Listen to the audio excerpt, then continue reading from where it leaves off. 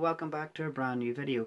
RoboNerd is not that far away, and I've decided to enter into some competitions at RoboNerd this year. I'm going to enter into the Antweight division and have a bit of fun with that, but I want to go back to my origins and build a beetleweight for the competition. Now bear in mind I have fork and torque, but I want to go back to the original, and the original was weld-dor Mini. Now weld-dor Mini was my second attempt at building a beetleweight. The first attempt was Gesture that entered into Bugglebots.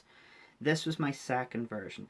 Now I didn't have the experience. I've learned a lot more since then, and unfortunately I don't have the 2019 version of weld-dor Mini anymore, which is pretty sad, but you know, these things happen.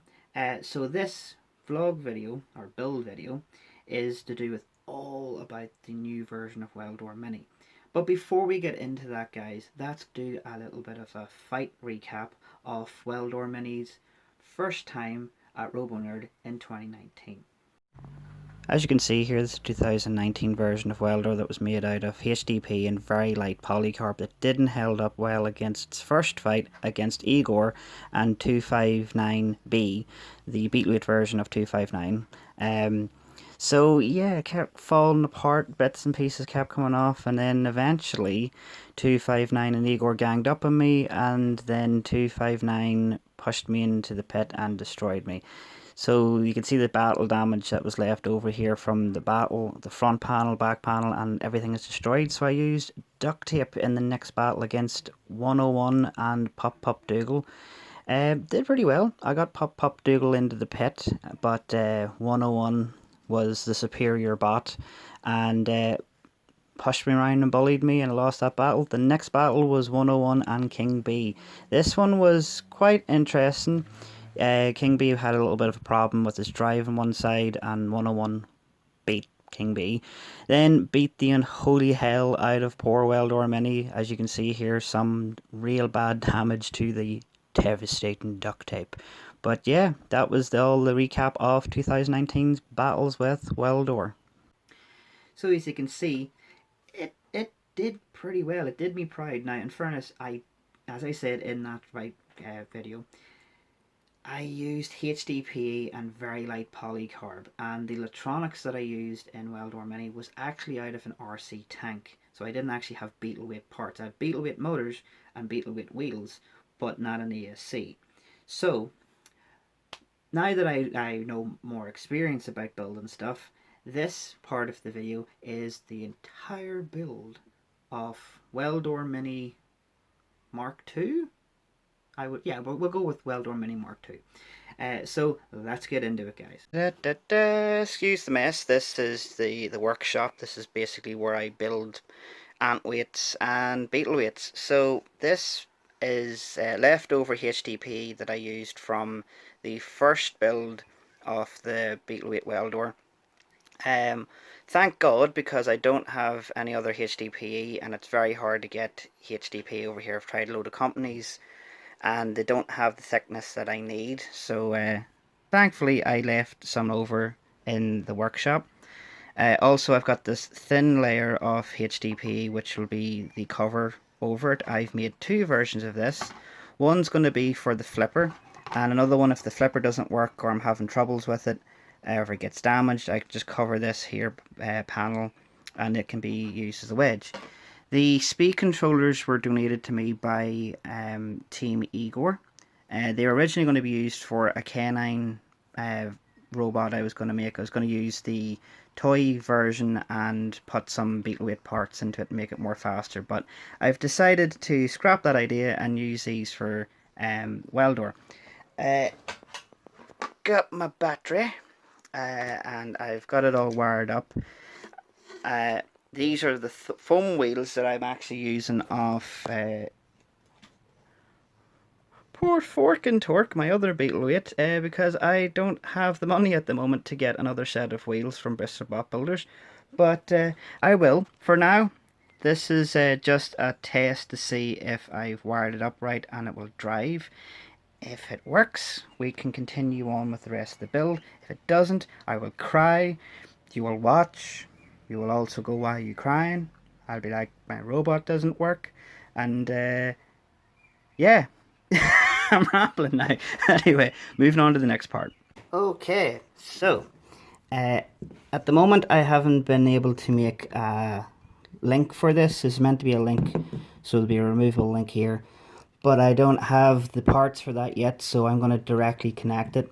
Don't recommend doing this if you are going to try and take these to combat things and stuff. You'd always have to have a removable link for the safety marshals, but this is just for testing today.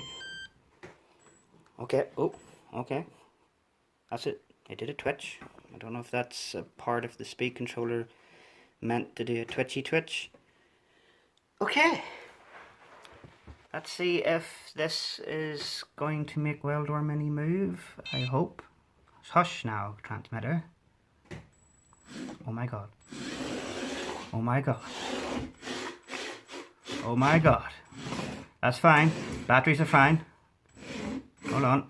Maybe not. Maybe maybe we'll just leave that. That's a good little test. Okay, so this is the wedge configuration without the flipper. I decided to use these smaller screws to stop that big, grungy, big screw look to it. Obviously I missed a little bit, there's a little bit of a gap, but that's perfectly fine. What I can do is cut a little bit here and have the safety link here, so I can just pop it off. The back is all sorted out. I'm really happy with this setup, so I am. The next setup is going to make the flipper configuration. The way I'm going to do that is add these little bits in the inside of this HDP shell, put a bar through it, and hopefully when the flipper lifts up, it'll lift up the little flipper thing in front. It's an idea. It's a jerry-rigged idea when you don't have a lot of money and you're trying to make a beetleweight on a budget, but wish me luck, peoples. Okay, so this is the flipper system setup. So you can see there, can lift up and down very easily. I'm very proud of what way I've done this. As you can see underneath here, it is held together by a bit of HDPE. The bar to hold the flipper in is off a paintbrush.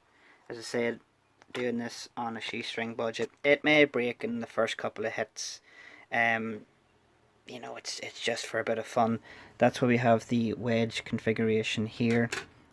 So all I have to do now is cut a little hole up here for the safety link, set up all the wires, put the servo in, add a little servo arm to see if it will lift the flipper up, and then after that it is doing the camouflage paint job on it, and weld-dor Mini should be up and running for RoboNerd. Yeah, this is the linkage that, or the safety link setup that you use for beetleweights, featherweights, and heavyweights are different, I think.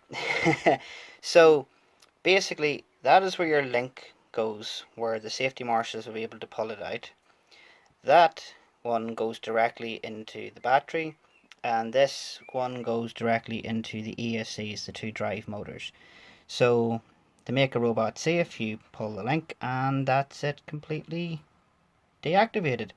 This is also a little fuse. It's a 30 amp fuse. It's in case, say, a overload happens, it will blow out the connection on this, which means the entire robot will be safe without any damages and replacement parts. If that happens, you just get a wee fuse, solder it back together. Job's a good one. So yeah, I'm going to stick this link system into weld-dor Mini, and we should have a working robo. Okay, so I have the safety link all set up, and I have all the wires all in the right place, and this is the flipper setup. It's not really a flipper, more of a lifter, but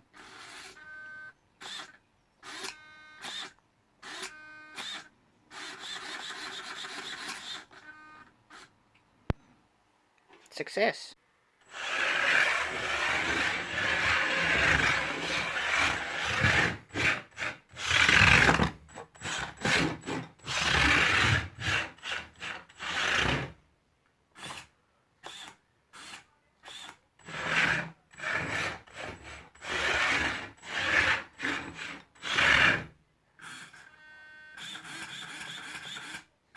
Alright. Alrighty, so here is the first bit of paint before I start putting the camo together. As you can see, flipper is more better now, it's more straighter because I put some HDB brackets underneath the bar. So it'll lie flat now, so hopefully it'll be able to do a bit of lifties. So next part is the rest of the camo.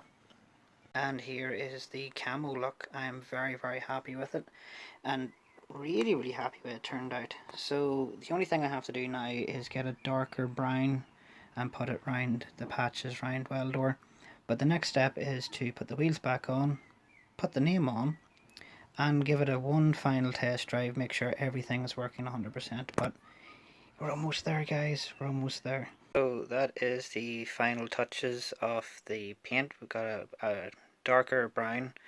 It'll start to dry out, maybe a wee bit more darker, but we've also put the weld-dor name on the flipper.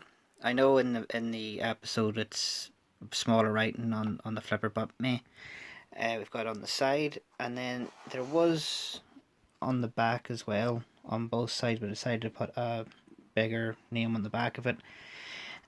I may make like a static spinner on the back, so it's more of a jokey thing, so if someone hits it, it'll detach and fall off. 50-50 about that, but yeah, I'm very happy with this. So the next stage is to do a drive test the flipper and see how well it goes. Okay, so this is going to be the first drive test for the flipper and the paint job all working, so let's have a little go. Testing off the flipper. Flipper's doing well. Now for the drive. Ooh, that's...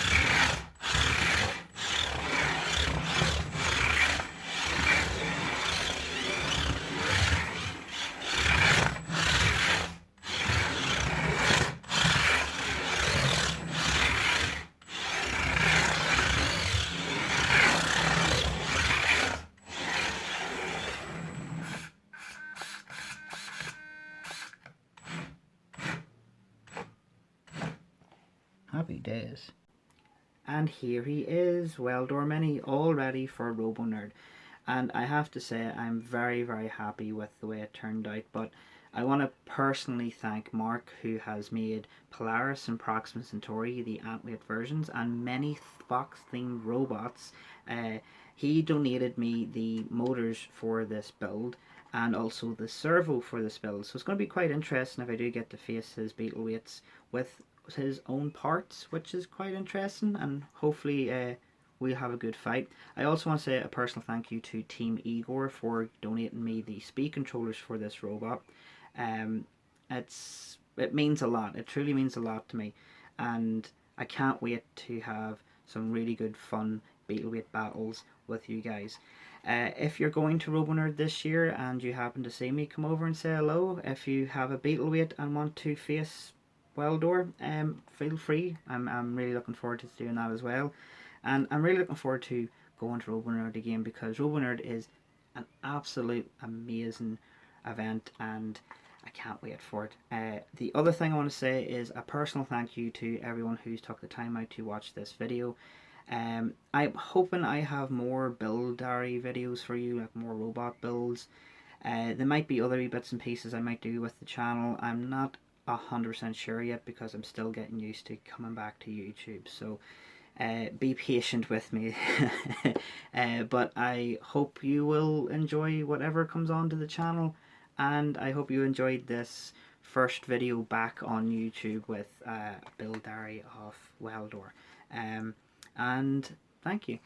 You know, it truly means a lot to me. So until the next time, I see you all in the next video. Bye bye everybody.